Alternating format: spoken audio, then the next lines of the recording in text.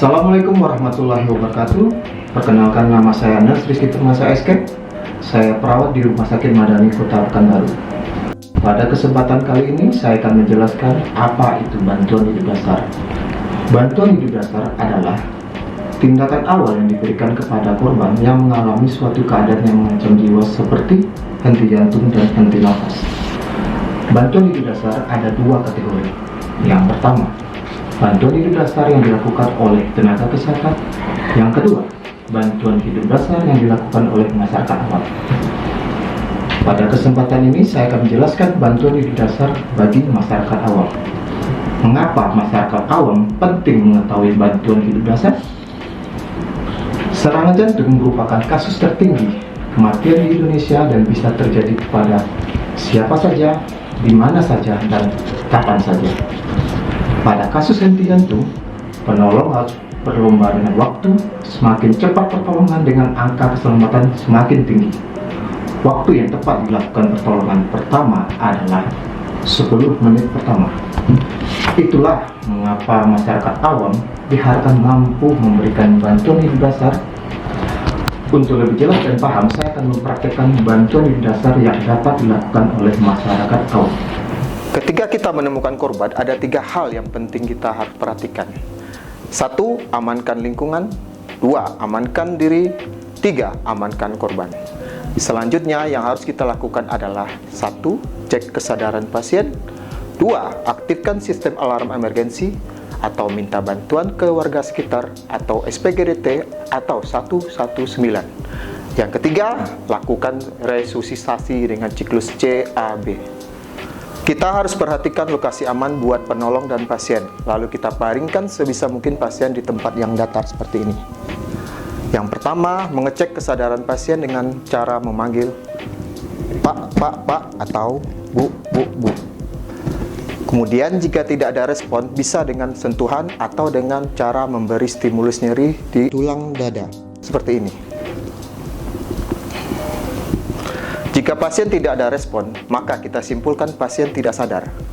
Setelah langkah pertama selesai, lakukan langkah kedua. Kita aktifkan sistem emergensi, kita bisa teriak minta tolong.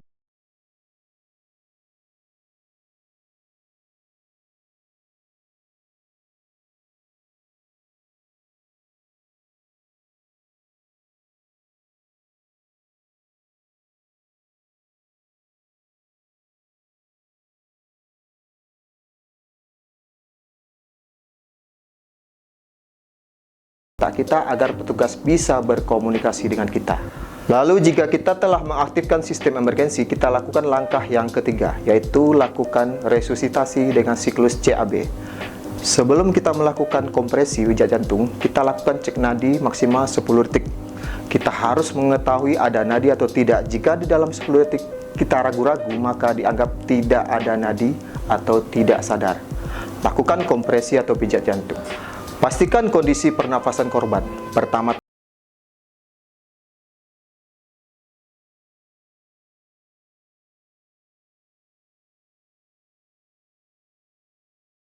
turun, apakah ada suara nafas, dan rasakan ada hembusan nafas. Lakukan pengecekan kurang dari 10 detik. Jika korban bernafas dengan baik, jaga kondisinya dengan posisikan pada posisi recovery, sekaligus memastikan korban tidak tersedak. Jika korban tidak merespon saat dipanggil atau diguncang dan tidak bernafas, lakukan kompresi pijat jantung. Pertama-tama,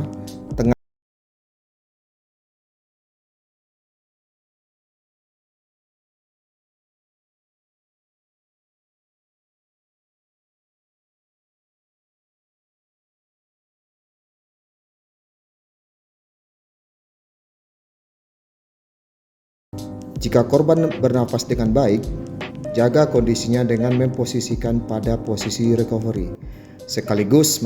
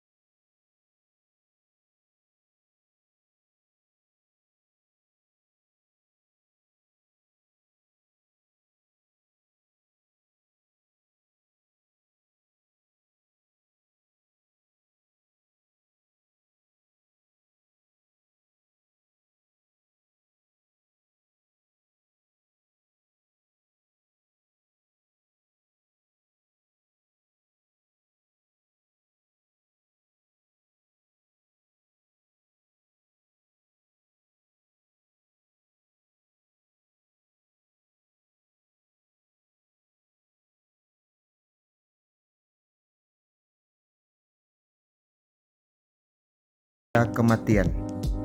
Demikianlah langkah-langkah bantuan hidup dasar yang dapat dilakukan oleh masyarakat awam. Diharapkan setelah kita menyimak video ini, kita bisa dan mampu memberikan pertolongan pertama dalam bentuk bantuan hidup dasar kepada korban. Assalamualaikum warahmatullahi wabarakatuh. Salam sehat.